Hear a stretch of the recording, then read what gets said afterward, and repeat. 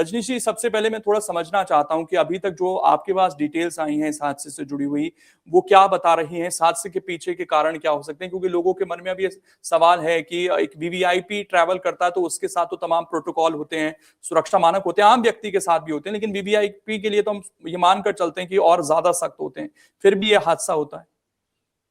देखिए लोकेन जी, ऐसा है कि चूंकि अब तो सबको पता ही है कि आजकल प्राइवेट चार्टर फ्लाइट करना एक रिवाज सा बन चुका है।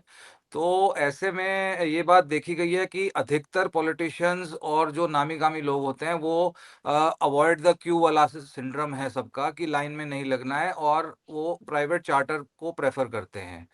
प्राइवेट चार्टर को प्रेफ़र कर रहे हैं, बहुत अच्छी बात है, आपके पास पैसा है, आपके पास सब कुछ है, तो आप ज़रूर करिए। लेकिन क्या प्राइवेट चार्टर डीजीसीए के और सिविल एविएशन मंत्रालय के नॉर्म्स को पूरी तरह से फ़ॉलो कर रहे हैं कि नहीं कर रहे हैं? ये बहुत एक इम्पोर्टेंट बात है। स उसमें सिक्योरिटी एस्पेक्ट्स हैं, सेफ्टी है, एयर सेफ्टी प्रोटोकॉल्स हैं, सब तरह की चीज़ें हैं, जो कि उनको प्रॉपर स्टैंडर्ड ऑपरेटिंग प्रोसीजर्स को फ़ॉलो करना चाहिए।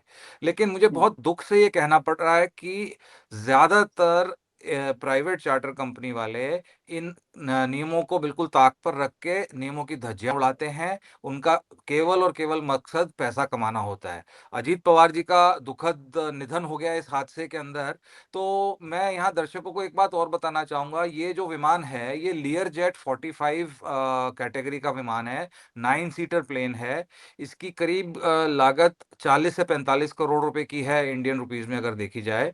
ये पर्टिकुलर विमान 2010 का मॉडल है और काफ़ी पुराना है, लेकिन इतना पुराना भी नहीं इसको कहा जा सकता, अगर इसका रख-रखाव ठीक से रखा जाए। तो यहाँ एक बात और इम्पोर्टेंट मेंशन करना चाहूँगा, 2023 में सितंबर में मुंबई में भी लैंड करते समय इसी चार्टर्स कंपनी का एक लीयर जेट विमान क्रैश हो गया था। उस समय तो मौसम की बात बताई गई थी। तो अभी तो ये देखना पड़ेगा कि क्या कारण हो सकता है। यहाँ तो मौसम, मुझे आपके जो चित्र और जो सोशल मीडिया पे सब चित्र हम्म, मिल रहे हैं, उसके हिसाब से मौसम तो साफ दिखाई दे रहा है। तो जस्ट बिफोर लैंडिंग वहाँ पे इसका क्रैश हो जाना, क्या पायलट की ट्रेनिंग गड़बड़ थी या इसका कि कोई इक्विपमेंट में फ्लॉ था? तो ये अभी पूरा डिटेल्ड जाँच का विषय है। खबरें अभी आती रहेंगी तो इस पे फिर और हम लोग चर्चा कर सकते हैं।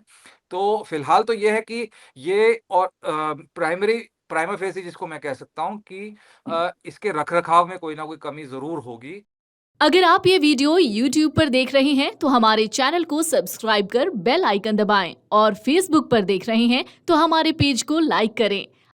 अगर आप ये वीडियो YouTube पर देख रहे हैं तो हमारे चैनल को सब्सक्राइब कर बेल आइकन दबाएं और Facebook पर देख रहे हैं तो हमारे पेज को लाइक करें।